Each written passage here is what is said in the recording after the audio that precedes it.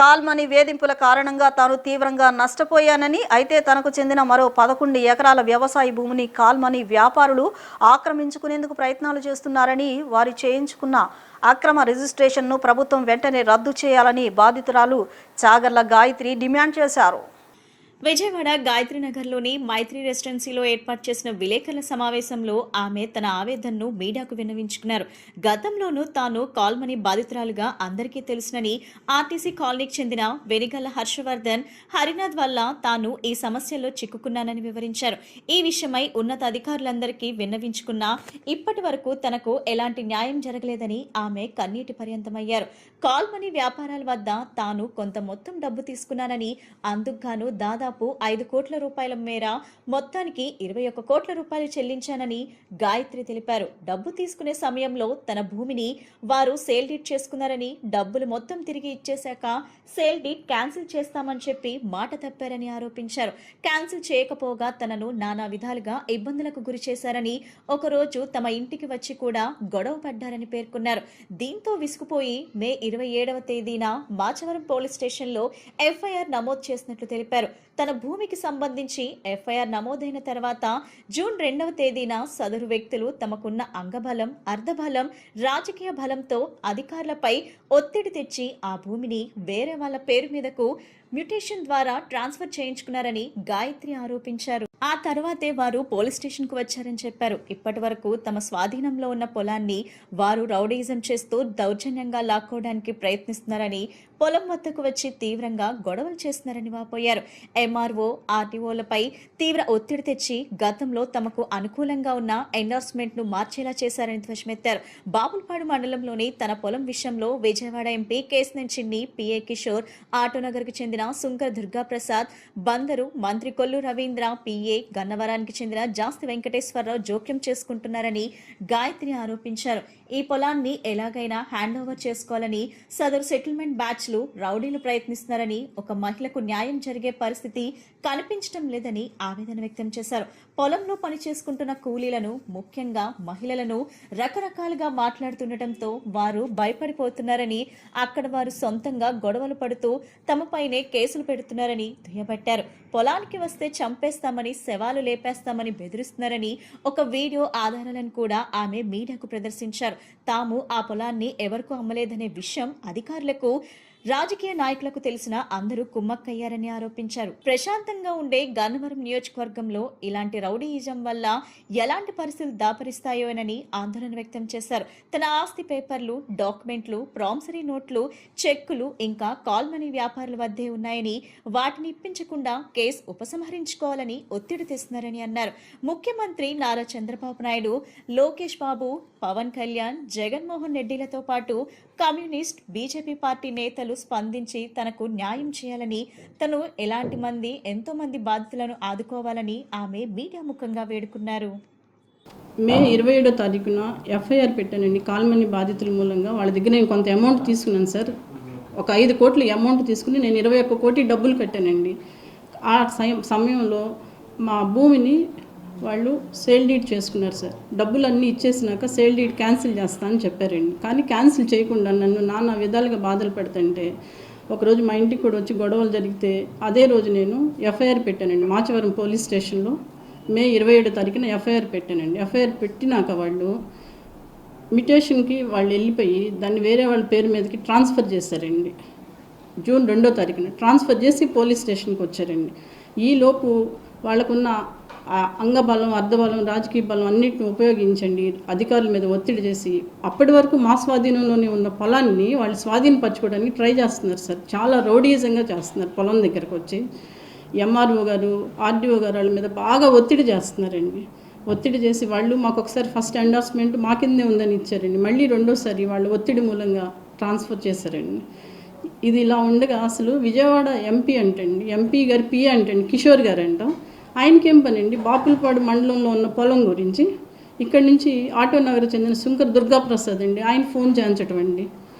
ఆయన నాకు ఎంపీ గారు బాగా క్లోజు అని చెప్పేసి ఇక్కడి నుంచి ఆయన అధికారుల మీద ఒత్తిడి తేవటం అండి. బందర్ మినిస్టర్ గారు అండి, రవీంద్ర గారు, కొల్లు రవీంద్ర గారు పిఏ అండి, ఆయన ఒత్తిడి తేవటం అండి. వీళ్ళందరికీ ఏం పని అండి బాపులపాడు మండలంలో నాకు అర్థం కావట్లేదు. గన్నవరంలో జాస్తి వెంకటేశ్వరరావు గారు అని ఉన్నారండి, ఆయన కొల్లు రవీంద్ర గారు అనుచరుడు అంటండి. వీళ్ళందరూ కలిసండి ఒక లేడీ పొలాన్ని ఎట్లా హ్యాండ్ ఓవర్ చేసుకోవాలని ఈ సెటిల్మెంట్లు చేసే బ్యాచ్, రౌడీజం చేసే వాళ్ళందరూ ఎక్కువైపోయి విజయవాడలో ఇట్లా జరుగుతుందండి. ఒక ఆడదానికి న్యాయం అయితే లేదు సార్. నేను ఎంతోమంది అధికారుల దగ్గరికి కూడా వెళ్ళి వేడుకున్నానండి, కానీ ఎవరు నాకేమీ చేయలేదు సార్. అసలు బాపులపాడు మండలంలో ఉన్న భూమికి ఇక్కడ వాళ్ళకి ఏం పని అండి? ఎంపీ గారికి మేము ఓటేసి ఇది కొని తెచ్చుకున్నట్టుంది సార్, అంతకుమించి మాకేం తెలియట్లేదండి. నేను కూడా ఎంపీ గారిని కలుద్దాం అనుకుంటున్నానండి ఈ విషయం అయ్యి. అసలు గన్నవరం నియోజకవర్గం ఇప్పుడు దాకా చాలా సైలెంట్గా ఉంది సార్. ఇప్పుడు అక్కడ వీళ్ళు వేరే పేరు మార్చిన వాళ్ళని తీసుకొచ్చి పొలంలో పెట్టారండి. మీకు చూపిస్తాను వీడియో, ఒకసారి చూడండి. రౌడీయిజం అనమాట అండి, మామూలుగా లేదు. పొలంలోకి వస్తే చంపేస్తారంటండి. మా పక్క దాంట్లో కూడా వెళ్ళనివ్వరంట, చంపేస్తారంటండి. వీడియో చూపిస్తాను మీకు. నిన్న రీసెంట్గా జరిగింది సార్ ఇది.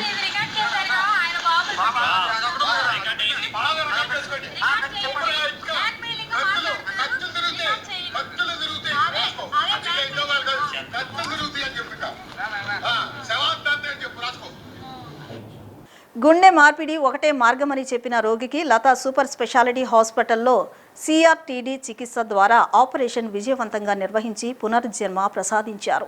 ఈ చికిత్స ద్వారా కొత్త జీవితాన్ని పొందిన రోగి పరిస్థితి గురించి ప్రజల్లో అవగాహన కల్పించడం వల్ల మరికొంతమంది గుండె జబ్బుతో బాధపడే వారి ప్రాణాలు నిలుపుకునే అవకాశం కలుగుతుందని Lata super speciality hospital chief cardiologist doctor Thota Naga Raghunandan తెలిపారు. పేస్ మేకర్, డెఫిబ్రిలేటర్ కలిసిన ఈ అత్యాధునిక పరికరంతో గుండె కండరాల సంకోచనాన్ని సమన్వయం చేయడం సాధ్యమవుతుందని ఆయన వివరించారు.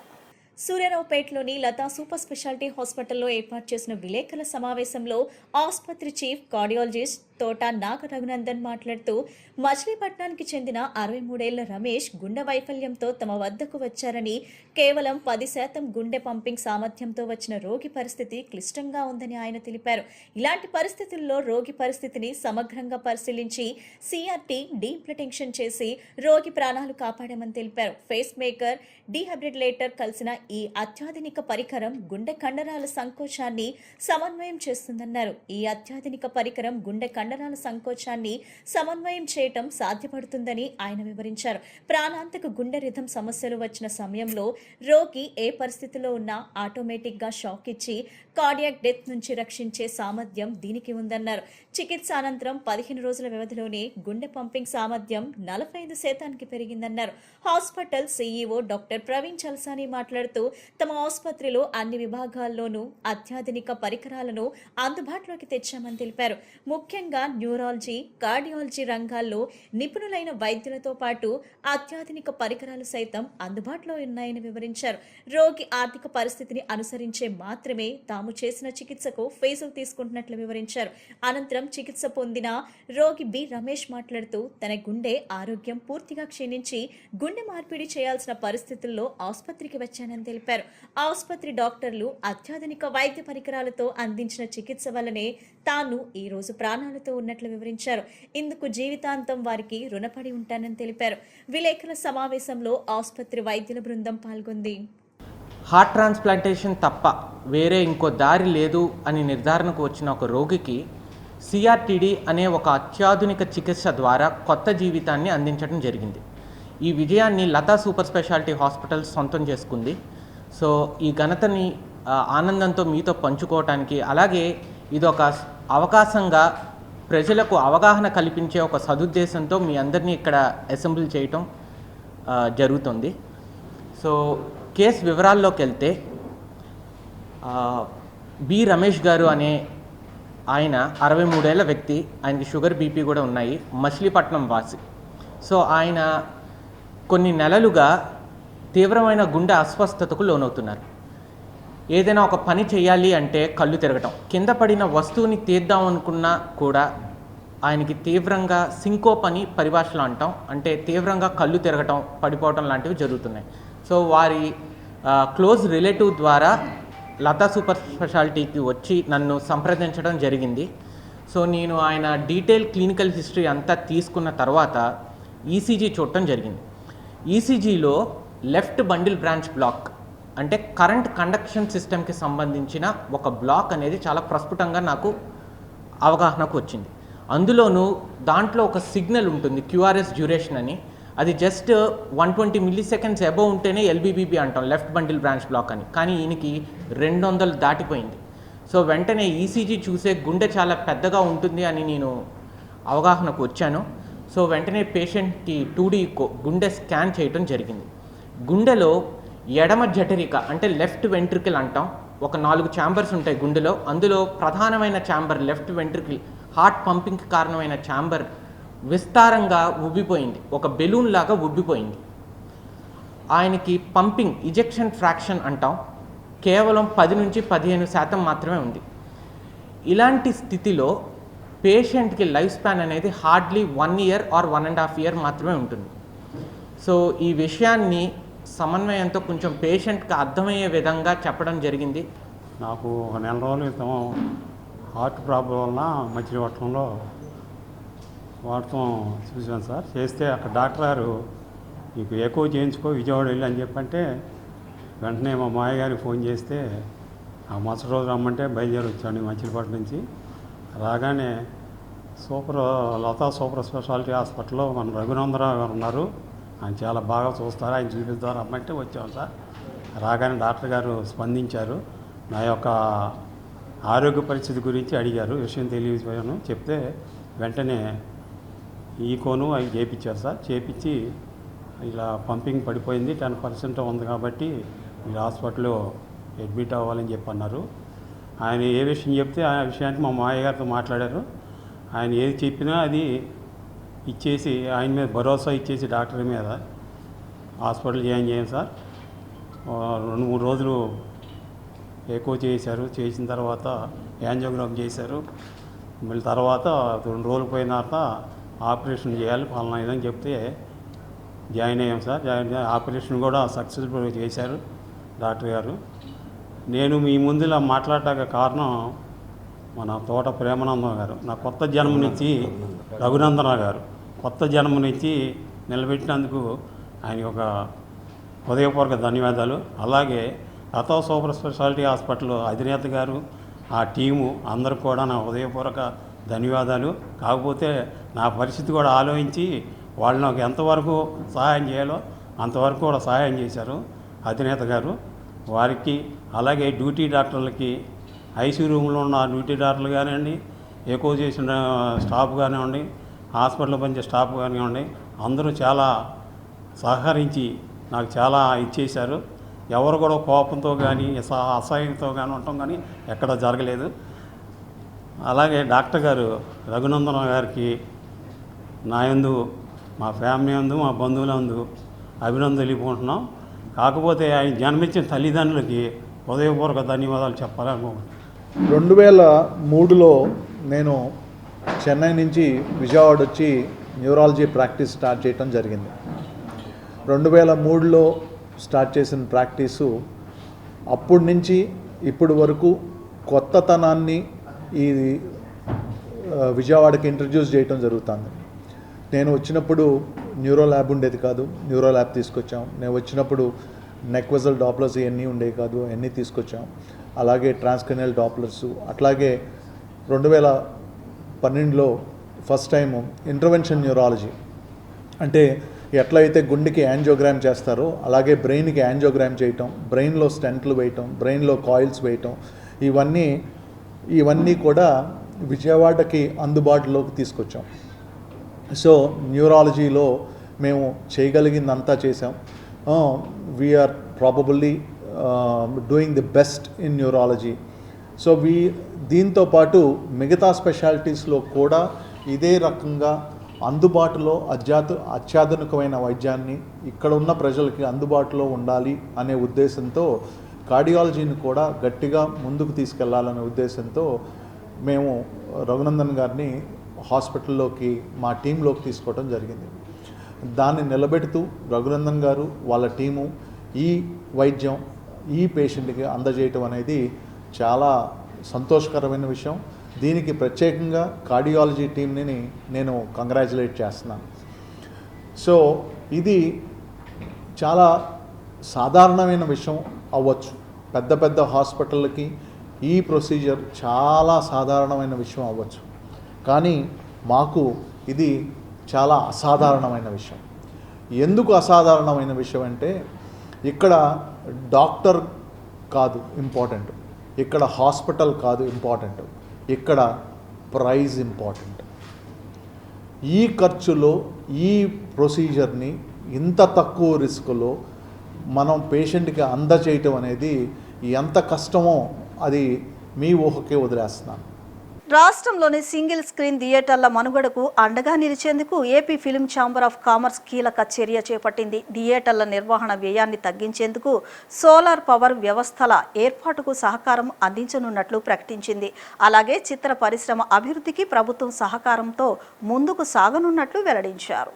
విజయవాడలోని హోటల్ ఫ్రైట్ మాధవ్లో శుక్రవారం నిర్వహించిన కార్యక్రమంలో ప్రముఖ శాస్త్రవేత్త డాక్టర్ మిక్కిలి ప్రసన్న కుమార్ను AP film chamber of commerce ఉపాధ్యక్షుడిగా నియమించారు. ఈ సందర్భంగా ఛాంబర్ అధ్యక్షుడు మంద శ్రీనివాస్, ప్రధాన కార్యదర్శి చైతన్య జంగా మాట్లాడుతూ ఒకప్పుడు ఉమ్మడి రాష్ట్రంలో 1400కు పైగా ఉన్న సింగిల్ స్క్రీన్ థియేటర్లు ప్రస్తుతం గణనీయంగా తగ్గిపోయాయని పేర్కొన్నారు. థియేటర్ల పరిరక్షణ కోసం సోలార్ పవర్ వంటి ప్రత్యామ్నాయ మార్గాలను అమలు చేయనున్నట్లు వెల్లడించారు. ముఖ్యమంత్రి నారా చంద్రబాబు నాయుడు నాయకత్వం లోని ప్రభుత్వం చిత్ర పరిశ్రమ అభివృద్ధికి సానుకూలంగా ఉందని, రాష్ట్రంలో సినిమా నిర్మాణాలు, చిత్రీకరణలు పెరిగేలా చర్యలు కొనసాగుతున్నాయని పేర్కొన్నారు. నూతన ఉపాధ్యక్షుడు డాక్టర్ మిక్కిలి ప్రసన్న కుమార్ మాట్లాడుతూ అత్యాధునిక సాంకేతిక పరిజ్ఞానాన్ని సినీ రంగానికి అందుబాటులోకి తీసుకురావడానికి కృషి చేస్తానన్నారు. కార్యక్రమంలో సినీ థియేటర్ రంగాలకు చెందిన పలువురు ప్రముఖులు పాల్గొన్నారు. వైస్ ప్రెసిడెంట్గా రావడానికి మా ఛాంబర్ తరఫు నుంచి హృదయపూర్వక స్వాగతం పలుకుతున్నాం. ఎందుకంటే ఏపీ ఫిల్మ్ ఛాంబర్లో ఉన్న ఎగ్జిక్యూటివ్ కమిటీ అంతా కూడా ఒక్కొక్క డైమండ్స్తో సమానమైన మా ఛాంబర్లోని, అలాంటి డైమండ్స్లోని ఇంకొక పరిపూర్ణమైన డైమండ్గా వచ్చినందుకు మా హృదయపూర్వకంగా కృతజ్ఞత తెలియజేసుకుంటున్నాను ఆయనకి. ఆయన వర్మగారి సహకారంతో AP film chamber vice president అయిన వర్మగారి సహకారంతో ఏపీ ఫిల్మ్ ఛాంబర్ ఇంకా ముందుకు వెళ్తుందని మనస్ఫూర్తిగా నేను ఆశిస్తున్నాను. తర్వాత రెండోది ఏంటంటే, యాక్చువల్గా ఏపీ ఫిల్మ్ ఛాంబర్ యొక్క ముఖ్య ఉద్దేశం ఏంటంటే సింగిల్ స్క్రీన్ థియేటర్స్ని బలపరచడం, వాటి కాపాడుకొని మేము ఉద్దేశంగా మేము వెళ్ళాలని ప్రయత్నం చేస్తున్నాం. దానికి పత్రికా విలేకరుల సహకారం కూడా మేము మనస్ఫూర్తిగా కోరుకుంటున్నాం. ఎందుకంటే ఇవాళ ఆంధ్రప్రదేశ్లో 700 దగ్గరగా 712 సింగిల్ స్క్రీన్స్, తెలంగాణలో ఒక 300 సింగిల్ స్క్రీన్ థియేటర్స్ ఉన్నాయి. కరెంటుతో కానీ వాటితో కానీ చాలా ఇబ్బందులు ఫేస్ అవుతున్నాయి. వాటికి మా AP film chamber solar system ఏర్పాటు చేసి వాటన్నిటికీ కరెంటు విధంగా అన్ని విధాలు చేయాలని చెప్పని మనస్ఫూర్తిగా కోరుకుంటున్నాం. అదేవిధంగా మా భూపాల్ ప్రసాద్ గారు ఒక ఆధ్వర్యంలో ఆయన అనుమతితో ఒక ప్రపోజల్ తీసుకొచ్చి ఆంధ్రప్రదేశ్ గవర్నమెంట్ ద్వారా ఏపీ ఫిల్మ్తో టైఅప్ అయ్యే దిశగా కూడా మేము ప్రయత్నం చేస్తామని చెప్పని ఈ సభాముఖంగా ప్రెస్ వారందరికీ కూడా మేము సహకారం అందిస్తున్నాము. మీ సహకారం ఉండాలని కోరుకుంటున్నాం. ఈ అవకాశం ఇచ్చినందుకు మా కమిటీ తరఫున అందరికీ నేను కృతజ్ఞతలు తెలియజేస్తున్నాను. Thank you very much. సంవత్సరాలుగా నేను మీతో పాటు జర్నీ చేశాను. ఈరోజు మన చంద్రబాబు నాయుడు గారి ఆధ్వర్యంలో చలనచిత్ర పరిశ్రమ చాలా బాగా అభివృద్ధి చెందుతుంది. అట్లాగే బాలకృష్ణ గారు చాలా చొరవ తీసుకుని మన ఆంధ్రప్రదేశ్ అభివృద్ధికి ఎన్నో ప్రణాళికలు రచిస్తున్నారు. ఇటువంటి టైంలో మేము AP film chamber of commerce నుంచి కూడా ఖచ్చితంగా ఏదో చేయాలి అనే ఒక లక్ష్యంతో చాలామంది రకరకాలుగా వస్తున్నారు, ఎంక్వైరీస్ చేస్తున్నారు, ఏపీ ఫిల్మ్ ఛాంబర్లో జాయిన్ అవుతామని. అతి త్వరలో మా వాసిరెడ్డి భూపాల్ ప్రసాద్ గారు అంటే మాకు ఆద్యులు పూజ్యులు, ఒక గౌరవమైన వ్యక్తి, సినిమా ఇండస్ట్రీలో ఈరోజు తెలియని వారు అంటూ ఉండరు. దేశవ్యాప్తంగా వాసిరెడ్డి భూపాల్ ప్రసాద్ గారు అంటే తెలియని వారు ఉండరు. వారిని సభాముఖంగా నేను తెలియజేస్తున్నాను, వారిని ఆనరబుల్ ప్రెసిడెంట్గా.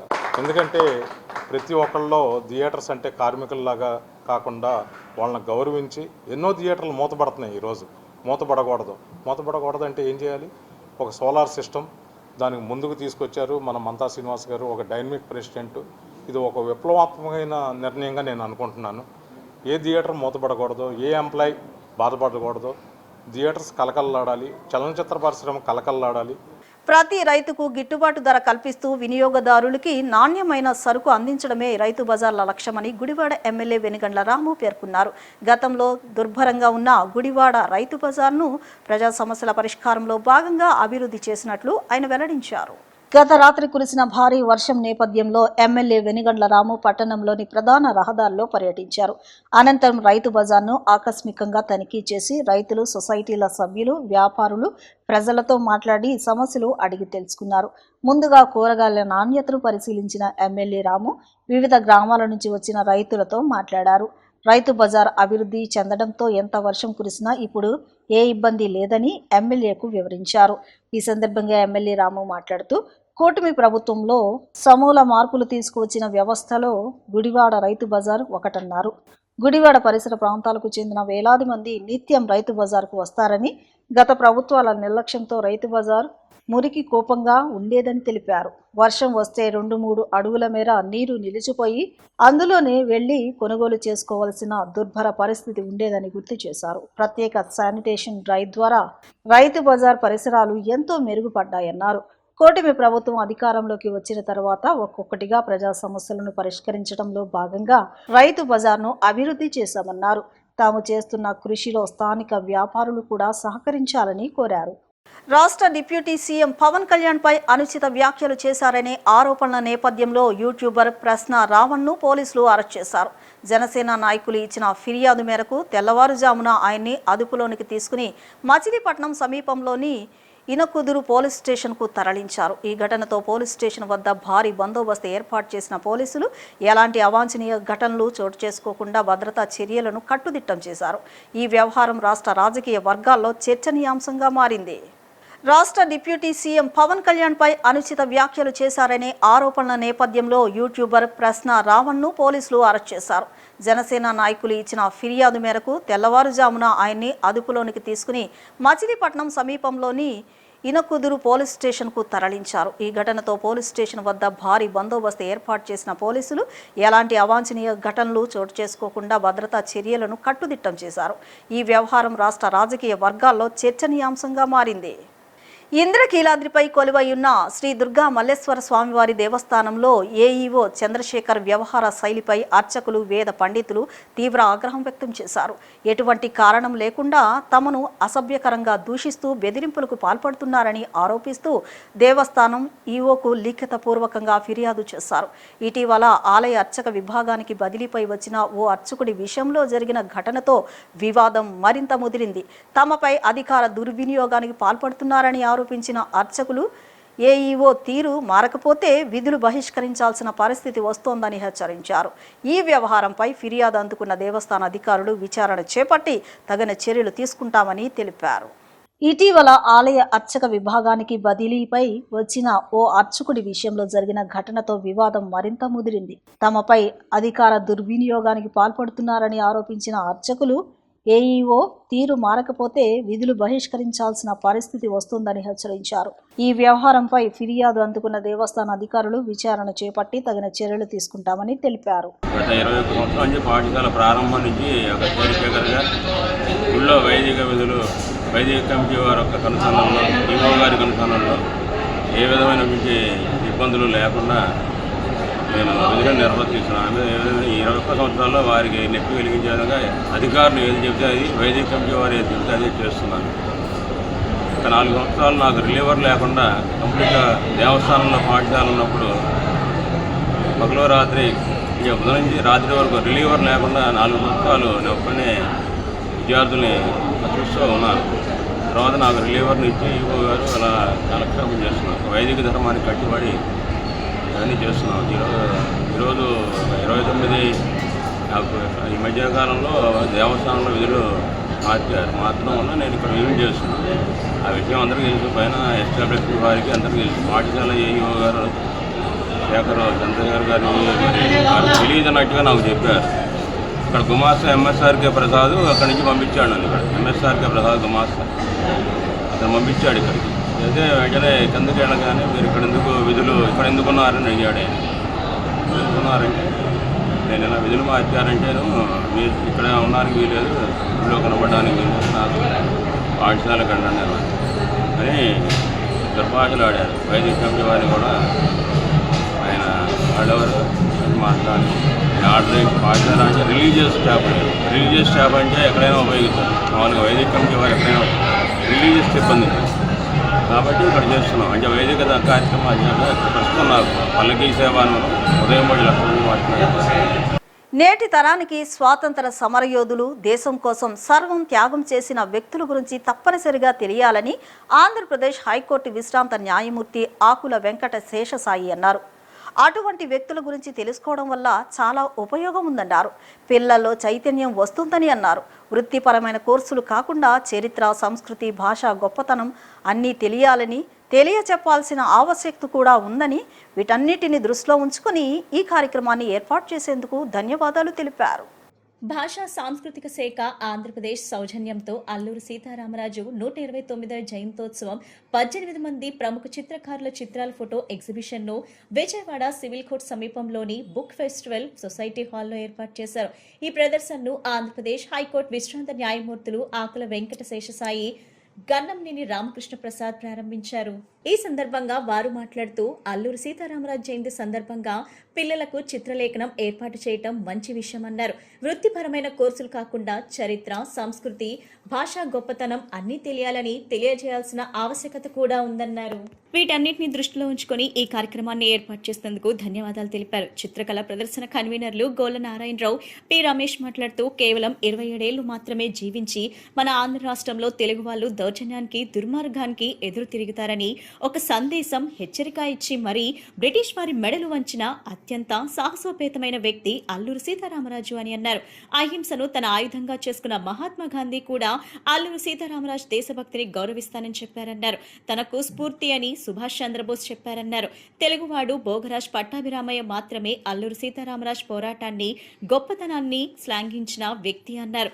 తెలుగువారికి గొప్ప స్ఫూర్తి అని అన్నారు. స్వాతంత్రం కావాలంటే ప్రాణత్యాగానికైనా వెనుకాడకూడదనే ఒక చైతన్యం కలిగించిన వ్యక్తి అల్లూరి సీతారామరాజు అని కొనియాడారు.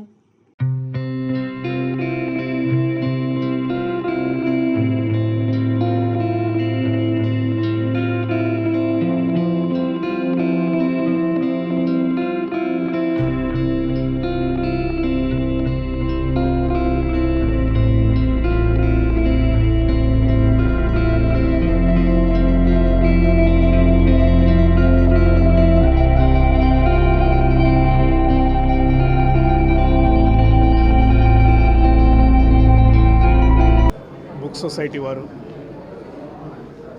గోళ నారాయణరావు గారు, రమేష్ గారు, మిగిలిన పెద్దలందరి ఆధ్వర్యంలో ఇటువంటి మంచి కార్యక్రమంలో పాల్గొనడం చాలా సంతోషంగా ఉందండి. రేపు స్వాతంత్ర సమరయోధుడు శ్రీ అల్లూరి సీతారామరాజు గారు జన్మదినం మనందరికీ తెలిసిందే, పుట్టినరోజు. ఆ సందర్భంగా వారి గురించి, వారి మీద చిత్రలేఖనం పోటీలు పిల్లలకు ఏర్పాటు చేశారు. ఇది చాలా మంచి విషయం అండి.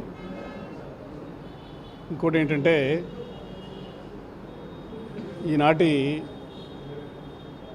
తరానికి స్వాతంత్ర సమరయోధులు, దేశం కోసం సర్వం త్యాగం చేసిన వ్యక్తుల గురించి తప్పనిసరిగా తెలియాలి.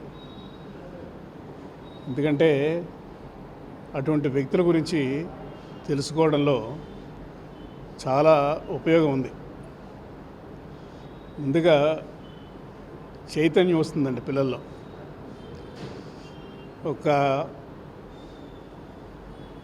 వృత్తిపరమైన కోర్సులే కాకుండా పిల్లలకు చరిత్ర, సంస్కృతి, భాష గొప్పతనం అన్నీ కూడా తెలియాలి, తెలియజెప్పాల్సిన ఆవశ్యకత కూడా మన తరానికి ఉంది. వీటన్నిటినీ దృష్టిలో పెట్టుకొని ఇటువంటి మంచి కార్యక్రమాలు ఏర్పాటు చేసిన కార్యక్రమ నిర్వాహకులందరికీ కూడా హృదయపూర్వకమైన ధన్యవాదాలు తెలియజేసుకుంటూ, మంచి అవకాశాన్ని ఇచ్చిన మీ అందరికీ కూడా కృతజ్ఞతలు తెలియజేసుకుంటూ సెలవు. కేవలం 27 ఏళ్ళు మాత్రమే జీవించి మన ఆంధ్ర రాష్ట్రంలో తెలుగు వాళ్ళు ఎట్టి పరిస్థితుల్లోనూ దౌర్జన్యానికి, అలాగే దుర్మార్గానికి ఎదురు తిరుగుతారు అని ఒక సందేశము, సంకేతము, హెచ్చరిక ఇచ్చి మరీ బ్రిటిష్ వాళ్ళ మెడలు వంచిన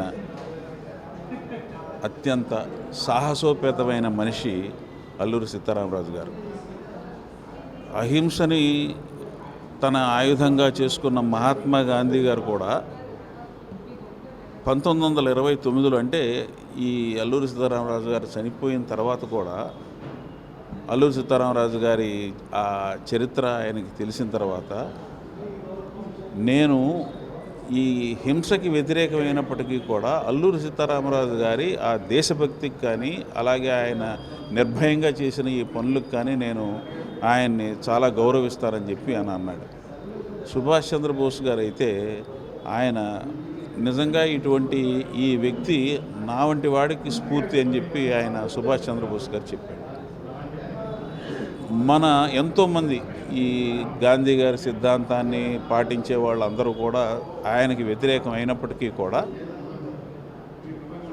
మన తెలుగువాడైన భోగరాజు పట్టాభి సీతారామయ్య గారు మాత్రమే ఆ రోజుల్లో ఈ అల్లూరి సీతారామరాజు గారి యొక్క పోరాటాన్ని కానీ ఆయన ఉద్యమాన్ని కానీ ఆయన గొప్పతనాన్ని కానీ శ్లాఘించిన మనిషి. మన తెలుగు వాళ్ళందరికీ ఎంతో స్ఫూర్తి. అలాగే స్వతంత్రం కావాలనంటే ప్రాణత్యాగానికైనా వెనుకాడకూడదు అనే ఒక చైతన్యం కలిగించిన మనిషి అల్లూరి సీతారామరాజు గారు. ఆయన జన్మదినం రేపు అయినప్పటికీ కూడా ఈ రోజున పిల్లలందరికీ ఒక చిత్రకళ పోటీలు పెడుతూ అలాగే ఈ వారి జీవితానికి సంబంధించిన చిత్రాలన్నీ కూడా మనం ప్రదర్శిస్తూ ఈ కార్యక్రమానికి విశ్రాంత ఆంధ్రప్రదేశ్ హైకోర్టు న్యాయమూర్తులు శ్రీ ఆకుల వెంకటశేషరాయ గారు అలాగే గన్నమనేని రామకృష్ణ ప్రసాద్ గారు వచ్చినందుకు వారికి ప్రత్యేకమైన కృతజ్ఞతలు తెలియజేస్తూ వార్తలు ముగించే ముందు ముఖ్యాంశాలు మరొకసారి.